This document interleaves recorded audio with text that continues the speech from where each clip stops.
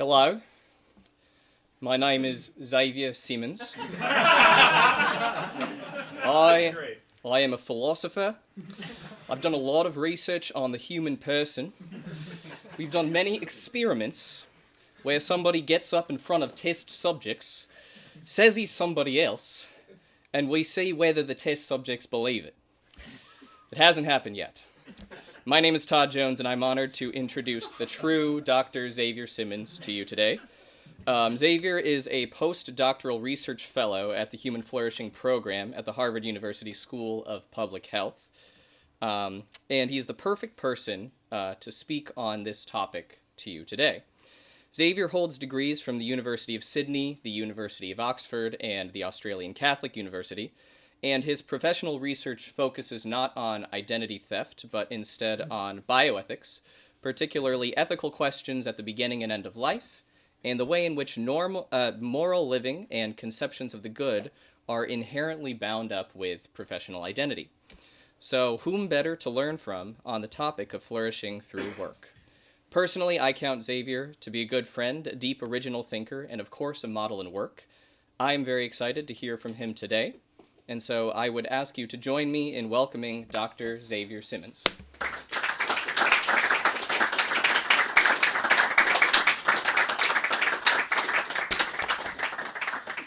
Thanks very much for that generous introduction, Todd. This is the second time you've introduced one of my talks, so I feel like I should put you on salary or something, particularly with an Australian accent as good as yours.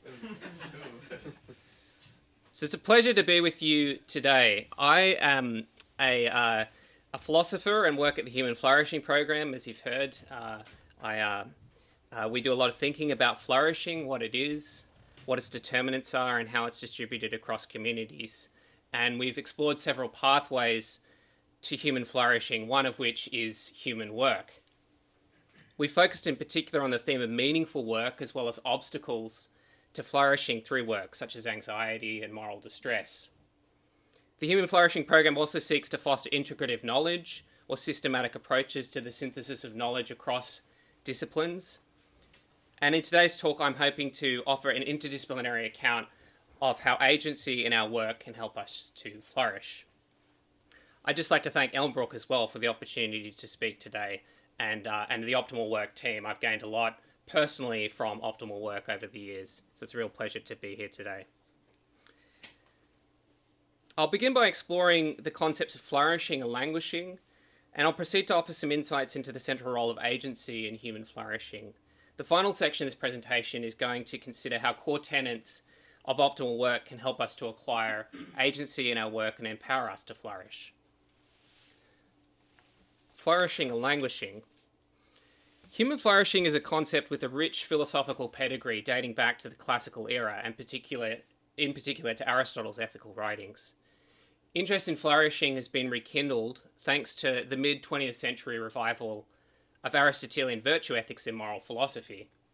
The Oxford philosophers Elizabeth Anscombe and Philippa Foot played a pivotal role in bringing virtue ethics back into philosophical focus after several decades of moral skepticism. There's also been renewed interest in character and virtue and positive psychology and educational theory in recent decades, and you can think of the figures Martin Seligman, Mihai Csikszentmihalyi, and also Chris Christiansen in educational theory as examples of that. But what is flourishing? We do well, I think, to return to the original sources of this construct. In the Nicomachean Ethics, Aristotle proposes a vision of flourishing, or eudaimonia, based on the proper function and ends of human life. Aristotle notes that the good of a living thing appears to be dependent on its function. He argues that human functioning is the essence of human flourishing, and he takes this to be the virtuous use of human reason. Thus, he defines the human good as rational activity in accord with virtue. Noting also that we have a capacity for speculative reflection, he later describes the highest use of human reason, and indeed the highest expression of virtue, as contemplation. This is not to say that one's material circumstances are irrelevant. Aristotle acknowledges the importance of external goods such as friendship, family, wealth, and political involvement for realizing the human good. It's also important to emphasize the close connection between flourishing of an individual person and their situatedness in society, and in Aristotle's case, specifically the city-state. Aristotle writes that man is a political animal. And in the Nicomachean Ethics, he essentially provides what is a preface for The Politics, his great work of political philosophy, and his treatise on the nature and role of the city-state. Aristotle was of the view that the end of individuals and of states is the same, or alternatively, that the happiness of the individual is the same as that of the state. The cultivation of both moral and intellectual virtue is a thoroughly social process, and the state, according to Aristotle, plays an important role in the moral cultivation of its citizens from youth until adulthood. Drawing upon the Christian and classical liberal traditions, we might also acknowledge the role that the family plays in the cultivation of virtue, as well as the institutions that characterize civil society: schools, clubs and societies, churches, and so forth. It's instructive at this juncture to consider how Aristotelian flourishing differs from other more static and individualistic conceptions of well-being. First, flourishing is a dynamic state. It's something you do rather than something that happens to you, notwithstanding the fact that we rely on others to flourish.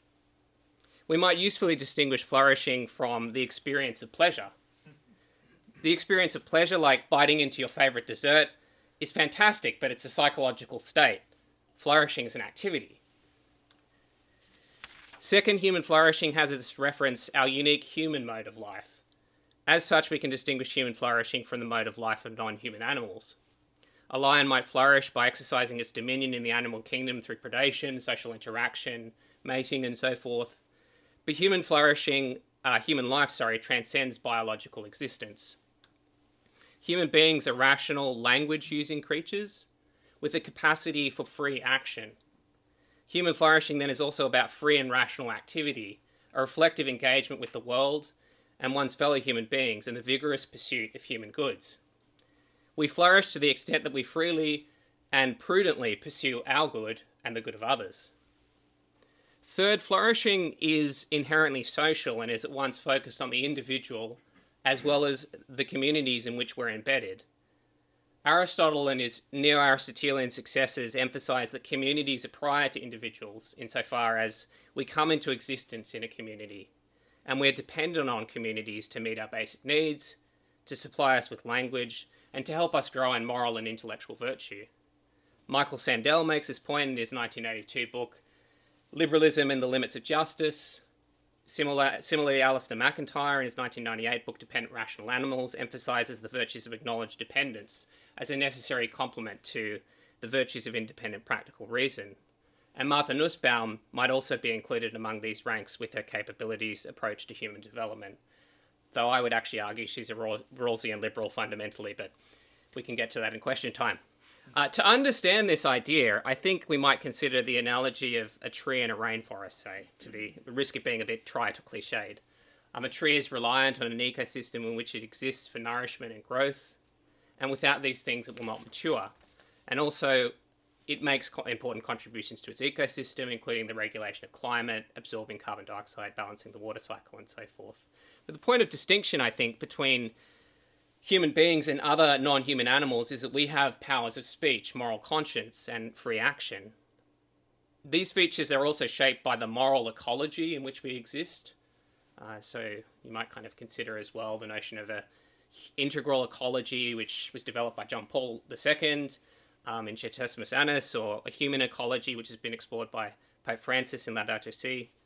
That is to say, flourishing of communities is inextricably linked to the flourishing of individuals, and that individuals can only flourish in a qualified sense when the communities of which they form a part are in turmoil. This is a kind of painting by the English satirist and painter Henry Hogarth. I think the Brits know how to send themselves up pretty well. So anyway, we'll come back to this idea, but I'm going to say a bit more about agency in the next section of this presentation. But to complete the theoretical picture of flourishing, we might consider the following question: what does it mean to fail to flourish? Aristotle provides a vision of flourishing focused on the cultivation of moral and intellectual virtue, as we've heard, self-control, deep personal relationships, and so forth. A frustrated human life would be one in which these traits were deficient or totally absent. Someone fails to flourish, in other words, if they fail to cultivate virtue and practical reason, to have meaningful, lasting relationships, and to contemplate God. Alternatively, we might consider one popular concept put forward in the contemporary social psychology literature, namely languishing. And this is an interesting concept because this idea of languishing was actually brought up in the pandemic in several kind of articles in the popular media, and it seemed to really grab people's attention as a concept that resonated with them. Languishing is a term that's emerged in the psychology literature in the past 2 decades to describe a negative mental state that is clinically subacute, but that puts people at risk of developing more serious mental illness. Languishing focuses on a cluster of persistent symptoms, a cluster of persistent negative psychological traits, including purposelessness, apathy, low motivation, and disengagement. The first article to propose the term described languishing as emptiness and stagnation, constituting a life of quiet despair that parallels accounts of individuals who describe themselves and life as hollow, empty, a shell, and a void. The language of quiet despair admittedly makes languishing sound even more pernicious than overt psychopathologies like anxiety or clinical depression or what have you. But it would appear that languishing is supposed to be a precursor to psychopathology rather than a mental illness itself. Certainly the word languishing seems like a good antonym for flourishing. And what's more, there would be a lot of people who would fit the symptomatic profile of languishing. At the Human Flourishing Program, we spent some time thinking about what causes people to have very poor mental health. And a lot of people are experiencing burnout, we found. A lot of people are anxious. This is compounded by the widespread phenomenon of social isolation, as the Surgeon General's recent report illustrates to some extent, though admittedly people in our program have taken serious issue with that report, but we can also leave that for question time. Tragically, this phenomenon is particularly acute amongst young people. We conducted a well-being survey in January 2022 of 8,600 Americans aged 18 or over, and found that adults aged 18 to 25 performed worse on all well-being indicators than every other generation, which is kind of stark and scary to see. This was done during COVID, admittedly, so I think you need to take that into consideration. And this is all self-report, so you can eviscerate our methodology in question time as well, as you wish. However, I think to some extent that's beside the point, right? Really what matters is, for this point of languishing, or this concept of languishing, is how people actually feel about their own lives. How do they feel their own lives are going?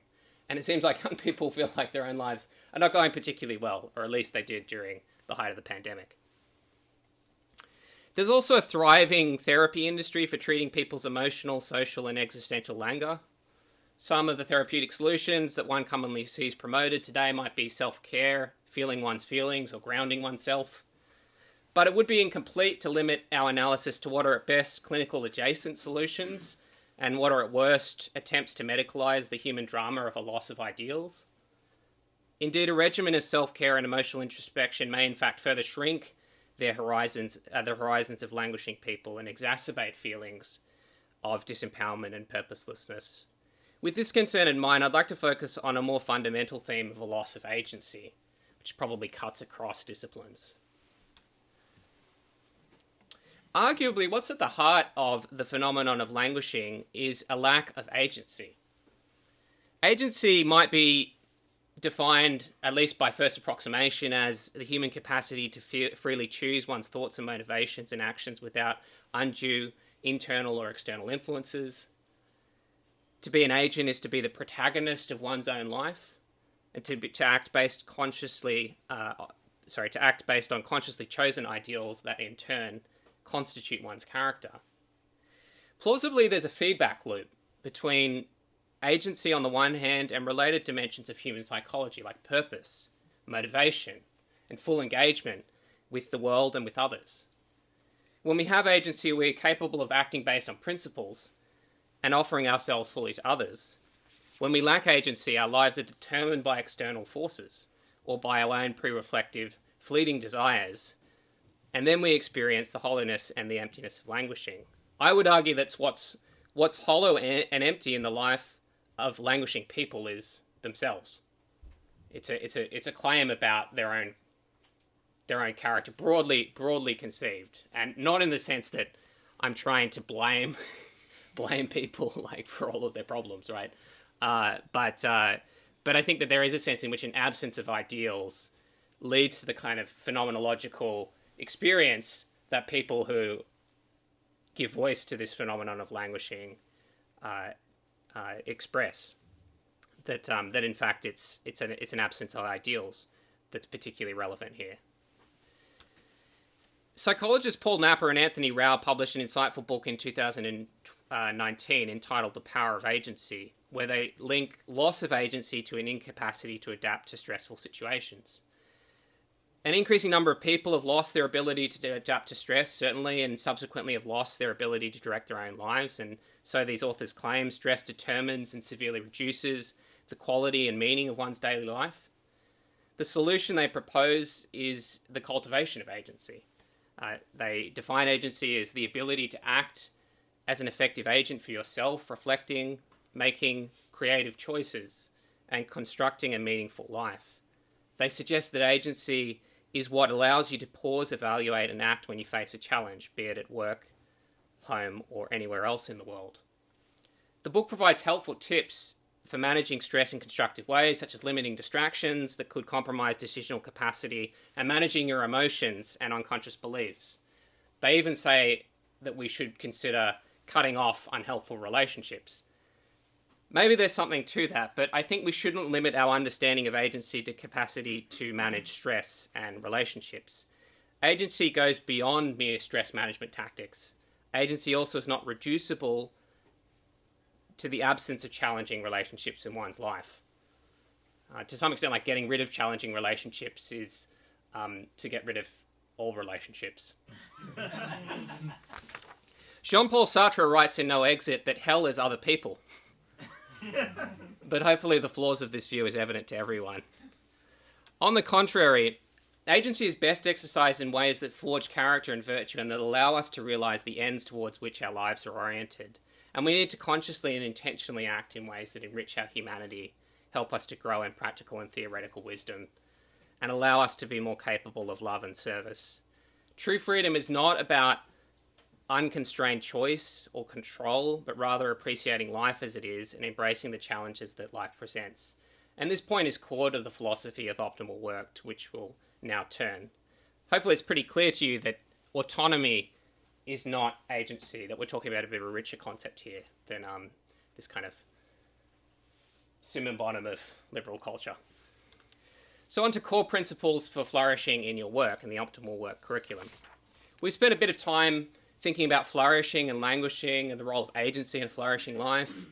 I'd like to now turn our attention to the core principles of flourishing in work: reframing, mindfulness, and challenge. Many of you would be quite familiar with these principles. I'm going to talk briefly about these ideals, but I'm also going to talk briefly about ideals, as these are the goals towards which the principles of reframing, mindfulness, and challenge are oriented. Given our context here at Harvard, I think it's quite useful to situate ourselves within the tradition of rich Christian reflection on the intellectual life, though in the end these principles are broadly applicable in secular contexts and even to non-intellectual forms of labour. But from personal experience, I'd suggest that the core principles of optimal work help attain the ends of an intellectual life. Optimal work was crucially important for me to persevere through the monotony of my PhD dissertation. I wrote a PhD thesis on the allocation of scarce healthcare resources and distributive justice. And I was thinking, this is just going to sit on the shelf in some library somewhere and never be read by anyone. And then COVID happened. But I mean, yeah, I did actually constantly turn to the Optimal Work website and specifically focused on the virtue of constancy when I was trying to finish my dissertation, and it was immensely helpful. But the intellectual life, after all, involves something of an ethical commitment. One commits oneself to the pursuit of truth and the practice of intellectual virtues. At times, intellectual life requires that we live a monkish existence. but we do it for the sake of intellectual goods that we realize through our work, and also for the sake of service to academic communities and society at large. I'd like to offer a few remarks on ideals. Ideals occupy a central place in the architecture of agency. Without ideals, we lack the very pretext for free action, yet alone criteria for how we ought to assess options for action. With ideals, we can turn any situation into an opportunity to flourish. You can see ideals are kind of pretty important here. Ideals are positive qualities that are inherently inexhaustible and yet capable of being brought into any action. They provide an image of what it means to be flourishing, doing what we might call optimal work. Some people might use the term virtue to describe this notion, but this may fail to capture the limitless character of an ideal. Ideals provide an infinite source of inspiration and motivation, and we can always make more progress in living them, and this ongoing progress continually gives us energy. This is a slide from the True Success exercise on the OptimalWork platform, and these are some virtues that people chose as being ideals, I should say. I think ideals is a richer concept than virtues. Get to that soon, but these are some ideals that people chose as examples of the sorts of things they would want people to attribute to them when they weren't in the room, so to speak. Or so you can even imagine, like at your funeral, like what would you like people to say about you? Reliability, interestingly, was very high. Encouraging, caring, understanding, patient, thoughtful, and so forth. Ideals give you a path to thriving in difficulty in your work. We might, for example, think of the ideal of constancy. One of the biggest obstacles to thriving in work is monotony, the apparent insignificance of the work in which one is engaged. But I think an ideal like constancy turns monotony into an opportunity for growth, and we thrive on the challenge of monotonous work when constancy is our goal. But to turn to these other the three principles of mindfulness, reframing, and challenge. So first of all, reframing. I think context is really important for people today. Many people live decontextualized, fragmented existences. This is part of the condition of modernity, if I may be so grandiose as to say that. It can also undermine, I think, agency, because we lack a broad frame of reference with which to make sense of and find meaning in the projects in which we're engaged. Psychologically, we may have all sorts of unconscious negative assumptions that we bring to bear on our work. This may be as simple as seeing difficult tasks as a source of pain and suffering rather than an opportunity to grow in relevant ideals. Reframing is about situating our work within the context of our ideals. In doing this, we deliberately shift our attitude towards challenges. It's understandable that challenges can be daunting, and so we view them as threats. In fact, challenges are the only things we dread. They're the only things we complain about. But challenges are also the only way we grow. To approach challenge in a way that brings out the best in us, we need to foster a positive attitude to growth and a growth mindset by discovering opportunity in every challenge. So reframing is core to agency because it gives us mastery over our circumstances and allows us to find meaning in any situation and to see the good even in the most difficult professional challenges. The rapid growth of digital technology has vastly increased the number of things tugging at our attention, however, and this brings into view mindfulness. At the same time, difficulty focusing on one thing at a time is a universal human problem, and I think to tackle challenges we need to engage them with our full attention. This deliberate effort to focus our attention on one thing in the present moment and hold it there is called mindfulness. It's how you gain mastery over your attention. Something very fundamental, I think, to our approach to life as well. This is not just a kind of self-help tip. To be mindful is to focus on the present and to implicitly acknowledge and embrace the fact that the present is what exists and the past and the future are to some extent out of our control. Blaise Pascal writes in Pensée that if we are always planning how to be happy, it is inevitable that we should never be so. And I do think mindfulness prevents us from falling into this trap. It's worth emphasizing the role as well of mindfully visualizing our ideals. Aristotle has this notion of the kalon in the Nicomachean Ethics, kind of the noble or the admirable sorts of people, ideal exemplars of virtue that we ought to be trying to model. And I don't think that's irrelevant to this concept of mindfulness, like to visualize your ideals. Like it might be to visualize what it looks like for you to do something well, to bring that to mindfully into your approach to your work. And then challenge. One idea that has already come up is the notion of a growth mindset. It's kind of a common phrase you'll hear in productivity psychology, but we're going a bit beyond productivity here, in fact, because really the focus is not so much outputs, but ideals. The idea that we ought to always see life and the challenges that it presents as opportunities for growth is fundamental to a growth mindset. We don't grow without challenges. Indeed, resistance to challenges can indicate fundamental unwillingness to accept the existential realities of our lives. Once again, if I may be so bold as to suggest that this is something quite fundamental to the human condition. The assumption that a flourishing life has no challenge only leads to frustration and despair, and I think links us back to this notion of languishing. The Optimal Work curriculum teaches you how to actively set challenges for yourself rather than being passively challenged by events. In this way, I think it helps you to harness all your energy to perform at your best rather than having your energy sapped by frustrations of life and professional work. And work is a school of virtue in that sense, insofar as the challenges of work become opportunities to more deeply realize ideals that define character. We've covered quite a lot of ground in this short presentation, from flourishing and languishing to agency and ideals and on to mindfulness, reframing and challenge. Perhaps this might be a bit overwhelming for some of you, but the beauty, I think, of this framework is that it's eminently simple. In fact, to some extent, I am dispensable here. I've tried to provide a philosophical background to the Optimal Work framework, but what we're proposing here in the end is not some grand narrative of the history of moral philosophy. What we're proposing here is not some therapy to numb the tedium of life or a self-help guide for achieving only the most immediate of goals. Flourishing in your work is about embracing life and dynamically pursuing the highest goals that human beings are capable of aiming at. Love is the highest ideal. To the extent that our work helps us to love more and be of greater service, it's work well done. I've offered a lot of reflections on agency in this talk, but the real secret to agency in our work is cultivating the capacity to find in your everyday work something transcendent that draws you into deeper relationship with others. Mindfully attending to the broadest context of our lives allows us not only to thrive on challenge, but to fundamentally reconceptualize the very purpose of our work. It allows us to love and serve others through our work.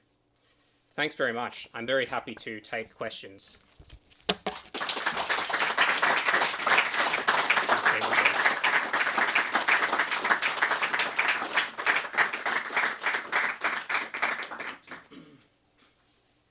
Did you want me to?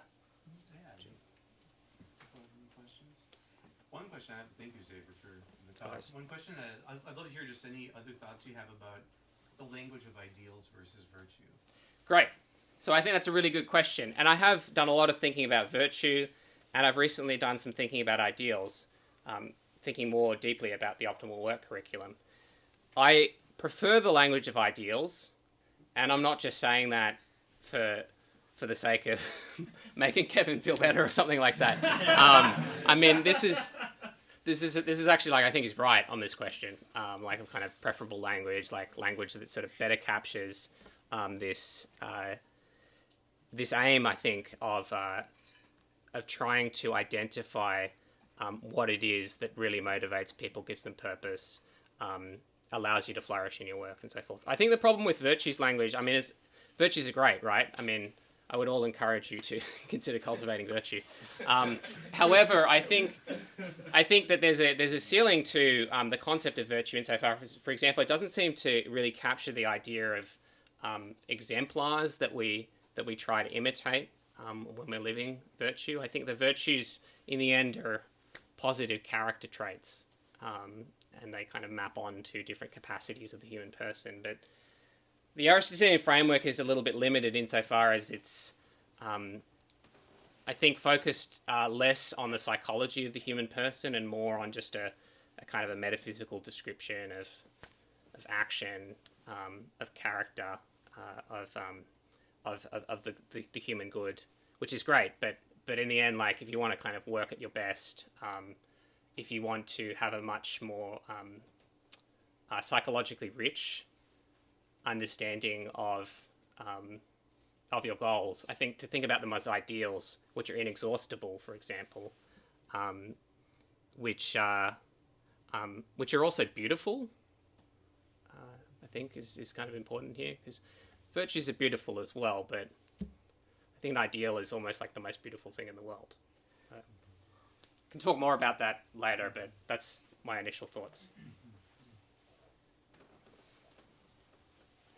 Todd.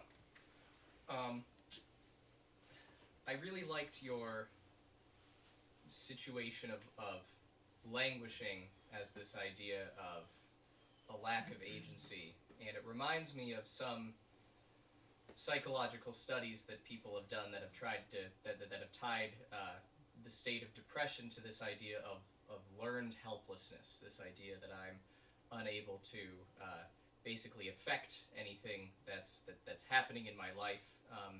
They do this through studies of drowning mice, and how quickly the mice give up means that they've internalized learned helplessness more, things like that. But in any case, no mice were harmed. That's right. I hope. In any case, what I'd like to hear a little bit more of your opposition of autonomy versus agency, especially in light of this kind of solution to this idea that maybe I can't affect anything around me, and this is causing me existential despair. What are kind of the different flavors of autonomy versus agency in light of that? So that's a good question, and I would like to say a number of things. So an agency comes from the Greek words auto and nomos, which means self and law. Sort of like to give the law to yourself, to be self-determining. So that's not bad, like to be autonomous, right? Like it's a good thing. However, like it's not like the full picture. And the good is not reducible to just free choice. And I think that's a trap that our culture has found itself in, to basically make free choice the context of morality, the content of morality, rather than just its context. If that makes sense. It's a kind of quote from Daniel Sulmacy that I've used in the Hippocratic Forum seminars before. But yeah, free choice in the end is it's just like the context. It's the start of morality, if you will, or kind of the moral life. But what we actually do with our freedom is important as well, right? And I think people today are kind of tired of like the endless augmentation of their existential freedom, and there's a trap in that way with respect to the ethics of autonomy, insofar as you might think when you're languishing, oh, what I need is just to sort of get rid of these moral constraints on my behavior or something like that, or I need to get rid of these sort of norms that have governed my life up until this point. But like that's sort of the wrong way of looking at it, is as if you just need to kind of like get rid of more constraints.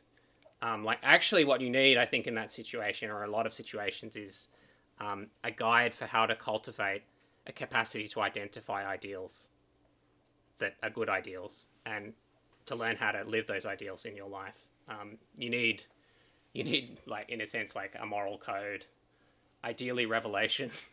but yeah, I mean, I think people these days probably like are looking more for sort of how ought I live, rather than kind of how can I get rid of constraints on my will.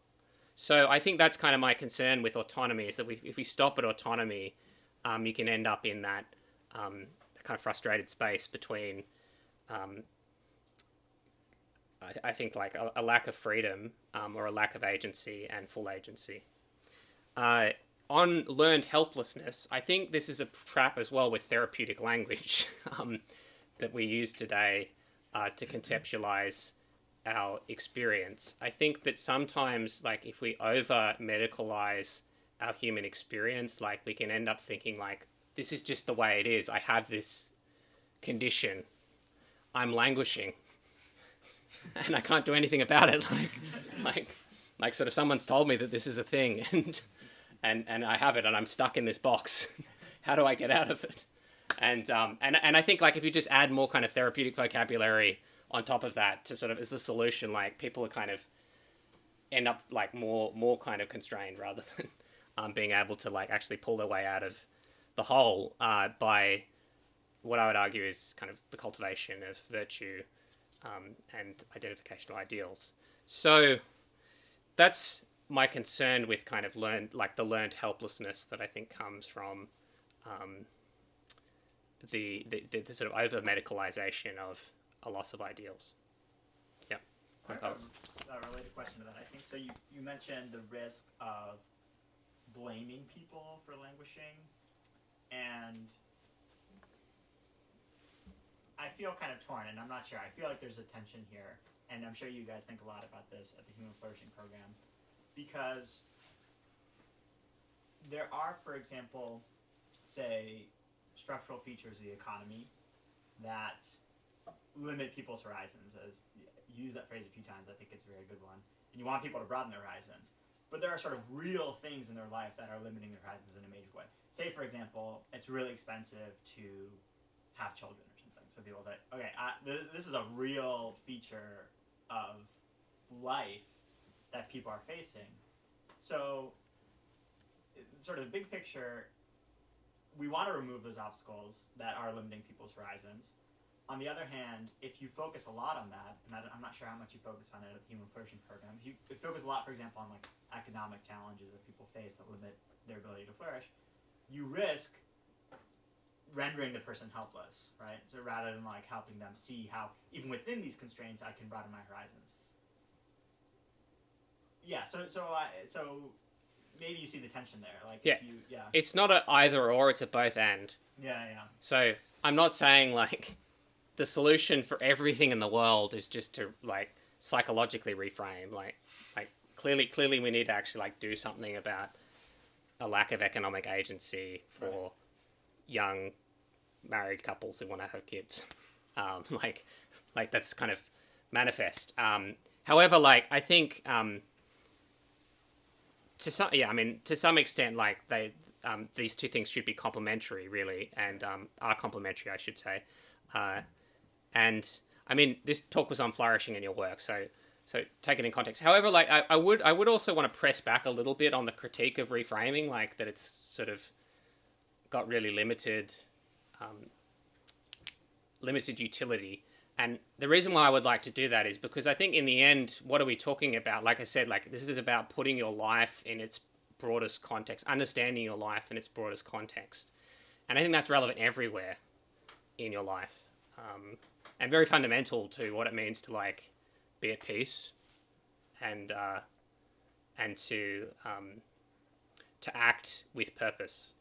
So I still think that it's kind of relevant, even in those situations, notwithstanding the need to sort of provide redress for economic disparities that might present these obstacles. Yeah. Okay, Sergio.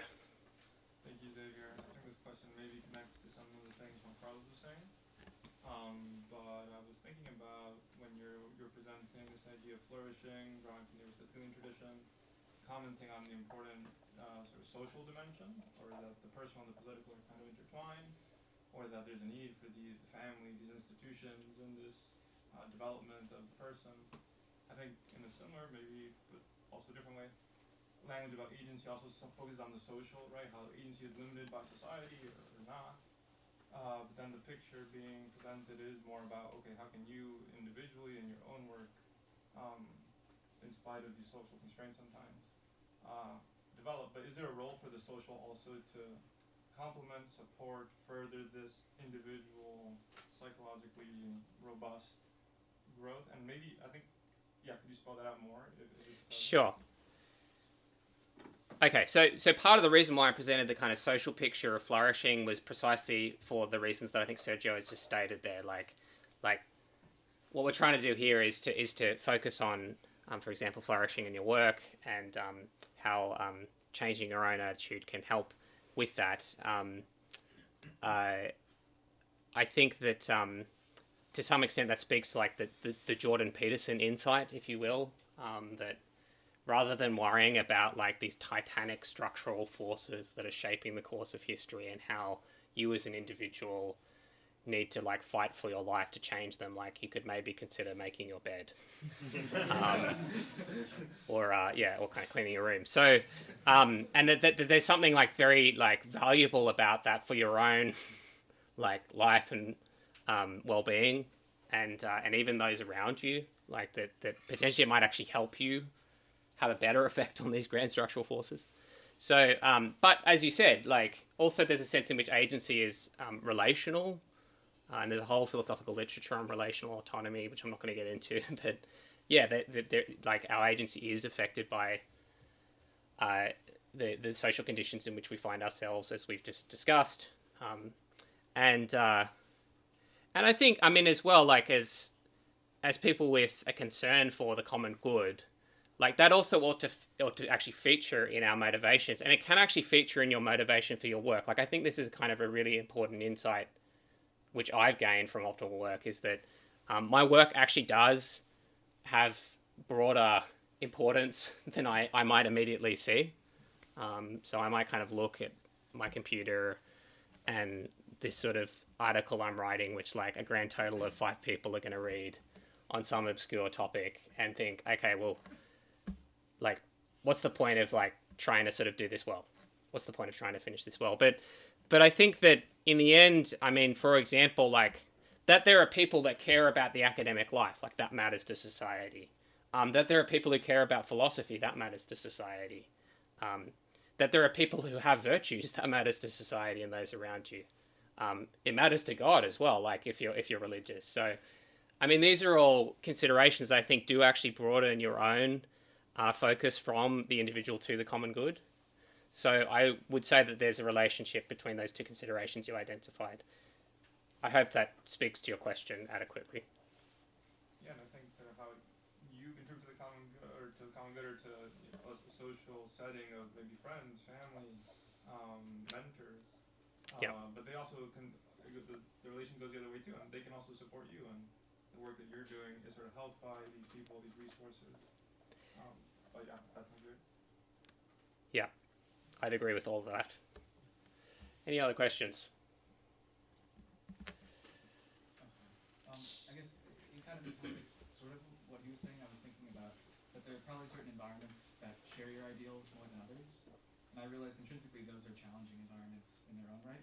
Like if you just kind of live in echo chambers, even if those ideals are being met, like it technically means that you're not challenging your ideals. But at the same time, it's probably great to be in a place that lets your ideals like coming to a place where everybody in a room wants to learn about optimal work. It's like it's a common shared expression, but like being in an environment where you're challenged in how you think and how like opportunities to grow. Like, is there like not saying that you should choose to live in the most dangerous parts of town with the most like disagreeable people to like be miserable enough to change to be better. Like I suppose like as opposed to live in a cultivated, safe, common like a place with a lot of commonalities to ideas. Like where do you think the line is on like exposing yourself to challenge? Okay. I can see a few different ways to approach that question. It's a really good question. Okay, so I think you should be ambitious with challenge. So I think sometimes we can underestimate our capacity to handle challenge, and a lot of it is a confidence game when you're facing challenges, be they like work challenges or social challenges. You raise this point of like, okay, so one is like surrounding yourself with good people. Like, I think that's great and very advisable, and I would commend you to do that. But I think that, yeah, I mean, there's this question of like, what about this idea of, for example, like surrounding yourself with people who disagree with you? Like, what's the utility? Like, is that advisable? Like, to what extent is it advisable? And that's an interesting question, I think. And to some extent, it's a prudential judgment that one has to make. I think there's an extent to which it is actually quite good to sort of talk regularly with people who strongly disagree with what you believe in, partly for their own good, hopefully, and but also, I mean, you can learn things. But there's a limit to that as well. Like, I mean, to some extent, that could undercut this previous idea of like surrounding yourself with people who do share your values, and to the extent to which that can actually help you grow in virtue. So that's a good question. I don't really have that much specific to say about it, but yeah, I would agree with both of those dimensions of exposing, of trying to handle challenge well. So sort of raising the bar, and I think like going into environments where you're less comfortable, but at the same time trying to find environments where you can actually understand your own ideals better, more effectively realize them. Okay, we got 2 questions. So how about we go to Terry and then Geronimo? Okay. So on that bar graph slide you had, you basically said that Gen Z sucks. But it looks like whatever the positive indicators are, they're monotonically increasing in the age of the generation. So how do we know that it's really Gen Z that sucks, as opposed to, say, some secular trend upwards over time, such that, say, if we conducted this survey in 1980, then Gen X would be where Gen Z is right now, but just over time, people learn how to control their... So apparently these sorts of surveys used to be U-shaped. So sort of like people in sort of midlife would perform the worst. But only kind of recently, in the last sort of 5 to 10 years, has it sort of taken this like linear character. So I'm a philosopher. Like, I'm not going to try and kind of debate like methodologies with a PhD candidate in economics. But however, I'd be very happy to like share the study with you, and also commentary on it by the director of our program, Tyler Vanderweel, which I think is very nuanced. Like he probably agrees with you in a way, like that there's all sorts of different ways you can explain this data. So certainly true to say that that there would be many factors at play here that would have led to these results in the survey. Yeah. Thanks for the question. Geronimo. Yeah, I'm still a bit stuck on the switch from the language of ideals to the language of virtue in a couple of ways.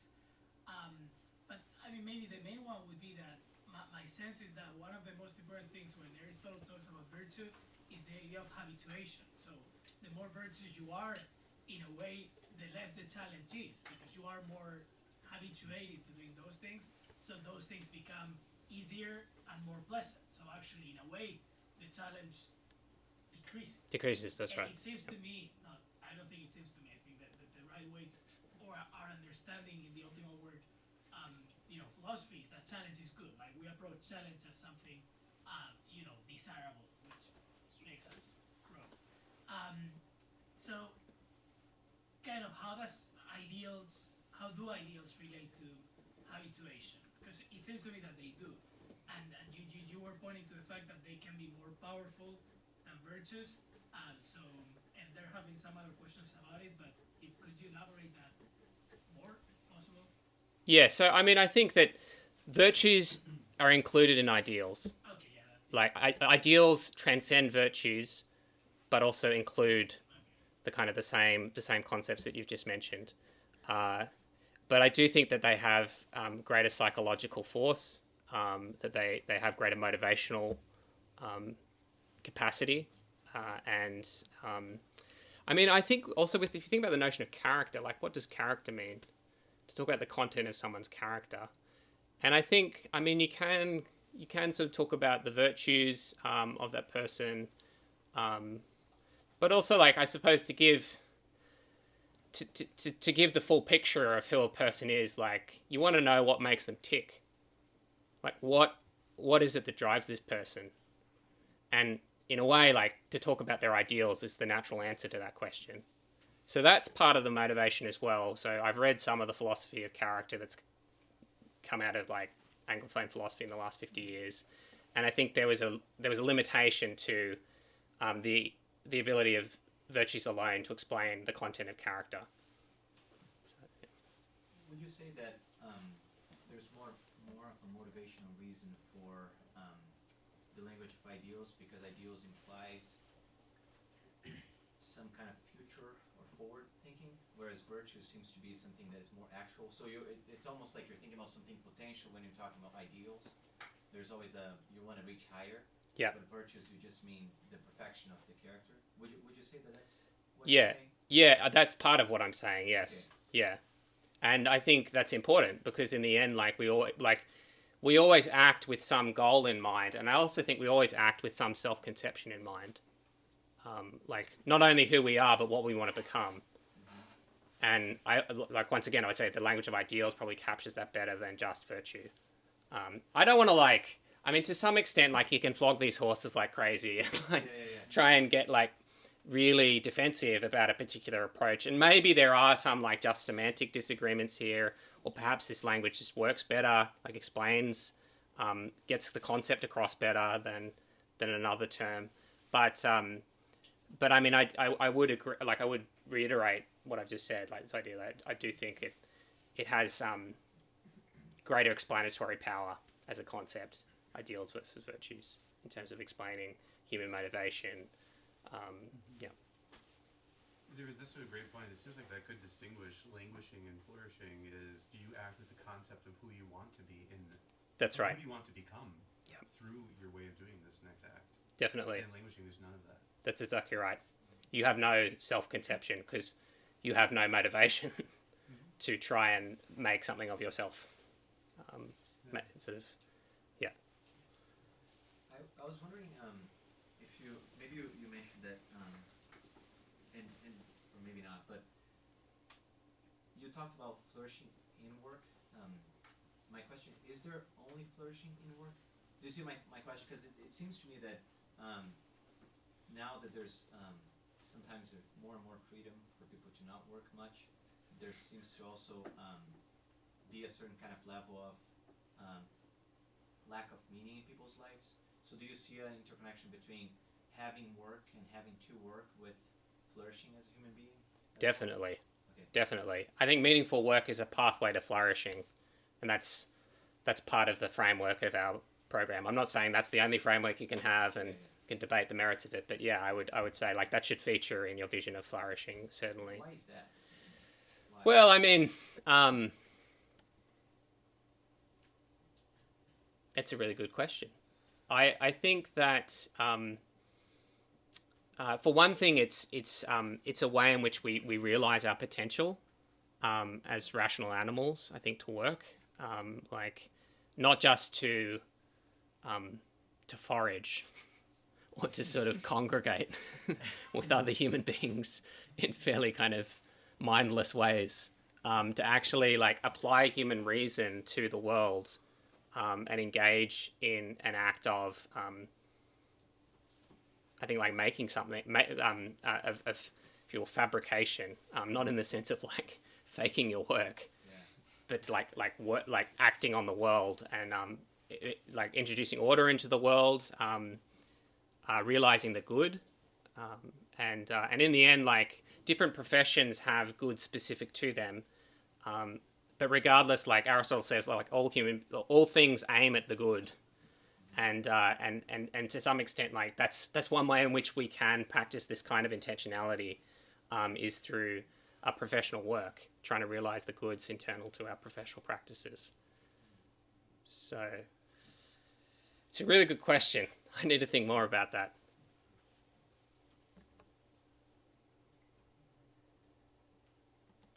Sorry, David. Yes. So I have a question. I guess given the kind of listen to talk and I'm like, okay, I want to bring ideals into my work and what I'm doing. How do you suggest going about like picking an ideal, maybe like a starting ideal to work on? Is there something that informs like where I should be looking when I kind of first start kind of living in this way or aiming towards ideals in my work? I think there's actually a list of ideals on the OptimalWork platform, which are fantastic. Like it's great. I've found them very helpful, and you can even monitor like the number of times you've worked on a particular ideal in your work. Like, okay, so that's sort of my first comment. I think that there is an interesting question here about like, how does one find the right ideals? Like you wanna have ideals. You're looking for meaning in your life, and I think everyone is looking for meaning. Like no one is not looking for an answer to the kind of the big question. But I think the trouble today is like people don't know where to look. Like or where they do look, they get bad answers, like really bad answers. So So I think like surrounding yourself with good people, to return to this point, and having a mentor is important here. So actually, now that I mention it, Elmbrook has a mentoring program. But I do think that this is an important point, and like literally something that like the mentoring program is very useful for, is actually like working out, okay, well, not just kind of like what are good ideals generally, but what are ideals that I ought to be bringing to focus in my life right now, like given where I'm at, in terms of my own kind of personal biography, what are the most important ideals for me to focus on right now, and it can help having another person like who can be a sounding board for you, but also like bring their own experience and expertise to bear on those questions. So that's where I'd start. Xavier, this seems really interesting. So you're saying with the mentoring program, I could grow in all the ways that you're talking about. Yes, indeed, my learned friend. So I think that I think like the mentoring program is very good here at Elmbrook. I think that it's very specific. So for example, like you're not just going to get like generic solutions for your problems, which you might get if you kind of look at other places. I mean, I think as well, like in the end with the mentoring program here at Elmbrook and mentoring programs at other centers and so forth, like there's a lot of experience that people have just over the years of like and trying to live a good life themselves, like means a lot. There's a moral wisdom that comes with that. But also, I mean, I think the beauty of optimal work is there's a lot of cutting edge psychology, philosophy of work, and then also like a wonderfully user-friendly way in which to like monitor how you're going with these specific goals. So I would argue it's kind of unique, and that's important. Awesome. Any other questions? Juan Carlos. Yes. So another kind of practical question, and maybe this is a bit off topic, but if I think about, many people who I met at Harvard as an undergrad, they maybe aren't flourishing the way you described, but they also maybe aren't languishing. So if I just like paint a picture of a person who is working super hard, like has vision for their career and is cutthroat about it, and they don't want like relationships or bonds to get in the way of that, and they get a lot of affirmation, or they got a lot of satisfaction, I guess, from like praise and affirmation, like professionally, and so they don't feel like a sense of helplessness or lack of agency because they feel, let's say they're like really good at whatever they're doing, so they can like just keep turning this crank and get more and more affirmation. Is that a person who's languishing in a kind of different way because they're not controlling some aspects of their life, like their, their bonds with other people? Or is this just like a third thing, like languishing is not the only way to not flourish? Like, how would you kind of diagnose that? So I think it's a great question, and I'd have to think about exactly how I'd approach it, but I still think there's a problem there. So I think part of the issue, first of all, I'd say there's a lot of virtue there. So you've got to give credit to the fact like that these people have a lot of human virtue, and like it would be somewhat kind of arrogant to sort of say, to come up to them and say like, you don't know what you're doing with your life. However, like there is still an issue, and I think a significant one. Insofar as their professional identity is the core of their own personal identity, from the sounds of it, they kind of get their sense of accomplishment from and meaning from their work alone, and also probably like outputs, like specific kind of concrete achievements, and the problem with that is you'll never be good enough, like probably, like if that's, or you'll never reach a kind of a point of full satisfaction with achievement, because insofar as achievement is a kind of a scale without limit, you're never going to kind of fully realize the kind of the top of whatever that scale is, the sort of the infinite form of achievement. And I mean, on the one hand, you could say that of ideals as well, but I think the difference with ideals is that the sense you get with ideals when you're trying to realize them is actually like one of growing energy, growing meaning, growing purpose. The sense you get with an ethics of achievement when you're trying to achieve more and more is that, in fact, like, it's as if like the horizon just keeps on expanding, kind of not so much expanding in front of you, but probably actually closing in around you, insofar as like you don't seem to be reaching those kind of KPIs that you've set for yourself. And in the end, at Harvard, like, they're probably the most unrealistic KPIs that you possibly could imagine, because you're surrounded by type A personalities who are just as high functioning as you, but probably also have just as much OCD as you. And no, sorry, no, just have just as much, I think, like, insecurity about their achievements as you. And I think that's an issue. So, I mean, I wouldn't want to be too dismissive in my response, but I would say that there's still significant, like, if you will, questions to consider in a life like that about the kinds of ideals that you have made central to your life, the way in which you're sort of characterizing your own identity, and also what happens when you can no longer do your work in the way that you have been in the past. So what happens if you get sick? What happens if you have family commitments? What happens if some other kind of setback outside of your control occurs? Your funding gets withdrawn, or your organization undergoes a restructure. Like, what do you do then? Like, if your identity is built around your professional work alone, then I think that's kind of the crisis point for these people, where they probably may experience something like languishing, they may experience something like burnout, but it's not going to be good. And I think that's in particular where this alternative approach would be particularly helpful. Okay. Great. Well, thank you so much, Xavier. Terrific. Thanks very much.